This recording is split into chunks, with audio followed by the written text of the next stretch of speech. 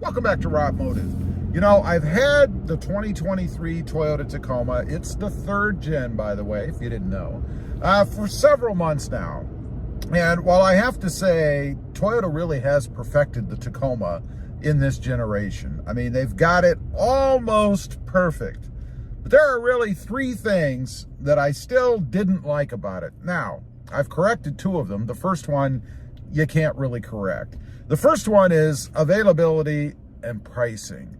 You know, with the market the way it is right now, no dealer that I've come across anyway has multiple versions, different colors, different trim levels, sitting on the lot like they used to. Remember the days when you could do a lot walk? It's about 3 or 4 years ago now, I think.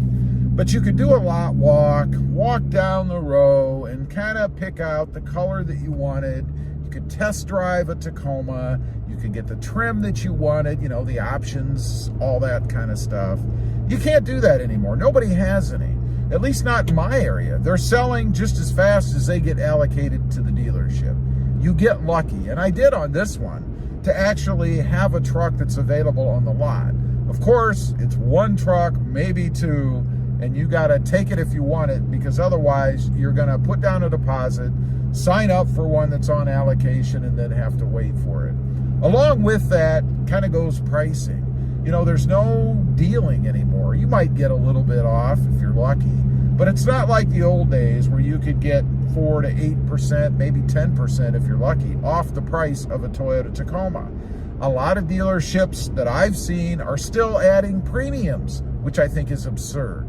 They are available in allocation form, but it's not like, you know, you can't get one at all. There's no reason to add $5,000, $3,000, $1,000, whatever it is, as a aftermarket or a market adjustment. I think it's absurd, but there are still dealerships doing that. That's number one. That's something that you can't do anything about. Not really a Toyota Tacoma as a truck problem, if you will, but nonetheless, still a drag. Number two, acceleration. Of course, there's a fix for that. I've done it. You guys know this. I talk about it all the time. And I talk about it all the time because it makes such a profound difference to the truck. It makes the truck fun to drive. And that's the pedal commander. It gets rid of throttle lag. If you're not familiar with it, and if you watch my videos, I don't know how you couldn't be, but the truck comes with built-in throttle lag. It's the way that Toyota has it tuned or set up so that when you hit the gas, you don't get immediate response. I can't stand that. It was my biggest dislike of the Toyota Tacoma, or Tacomas, third generations that I've had. They all have it because they all have the same setup, the same engine, the same response time. Pedal commander eliminates that so that when you hit the gas, you go. Doesn't add horsepower or anything like that.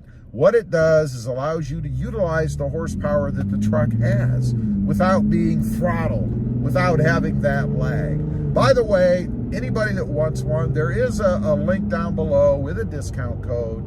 Save yourself 30 bucks. Might as well. I mean, if you're looking to make the truck fun to drive, take advantage of it. It's right down there below. Next up, and this is one that I just fixed recently, was the seating position. You know, for some crazy reason, and I've had problems with the seating position prior to the 10-way adjustable power seat that we have now. Toyota included that a couple, 3 years ago, model years ago, whatever it was. Before, when it was just a manual seat, I always felt like I was sitting like this, like I was staring at the sky, ready to blast off. I didn't like that. I could never get comfortable. It was all manual. You couldn't get rid of that unless you put spacers behind, which I did. At that time, I guess I cheaped out, some might say. I think I was just being economically responsible. Hard to get that out.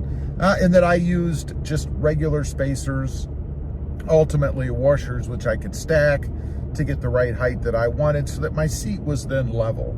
That took care of the problem in the manually adjustable seats. Well, then as I mentioned, of course, Toyota now has the 10-way power adjustable. And I thought that would take care of the problem. Matter of fact, it was an issue I didn't really even notice until I'd had the truck for a couple of months, a few weeks. Then it became apparent to me that I had the reverse problem. The front part of the seat, I could not get up far enough. I had it all the way up, and it would still not give me the support that I wanted underneath my thighs, if you will. So I went with seat jackers in the front. I'm not sponsored by them. It's just an awesome product. They're billet blocks that fit in underneath the legs, if you will, of the front brackets for the Tacoma. You can get them all the way around. You can get them for the back as well. It depends on, I guess, how it affects you. For me, it was just the front. So I put these things in, and man, what a difference. It's as profound a difference from a comfort standpoint as the pedal commander is from an acceleration standpoint. Completely transforms the feel of the truck for me. Almost feels, well, I'm not even going to say almost. It feels like a new truck with these things installed. I'm now able to adjust that front part of the seat the way that I want it. Before, as I said, I had it all the way up and still wasn't comfortable. Now I've got it about a third of the way up, and it hits just right under my thighs. Perfect. I love it. Those are really the only three issues, and there's really only two with the Toyota Tacoma. The first one's just a dealership manufacturer supply issue, but the other two are actual problems with the Tacoma, I think, that really would make the Tacoma perfect if Toyota had actually addressed them or built the truck in such a way that they were irrelevant. Otherwise, love the truck. As I said, I think Toyota has it to the point where it's perfect. It's no wonder that they're now going with a redesign. Of course, we have the 2024 coming. It's going to be a completely redesigned truck. I suspect availability on that truck is going to be even worse than what we have on the third generation, because people are going to be scrambling to get it. Even though I know there's a lot of folks out there that say they're not interested because it has the 4-cylinder turbo. But I still think there's going to be a big demand for it once it comes out. My fear for that truck is that it's going to be the same as what we have with the Ford Ranger. It's going to feel like their 4-cylinder turbo. What I'm interested in and what I'm waiting for is the 4-cylinder turbo hybrid. I want that hybrid version so I can experience the full power of the new Toyota Tacoma.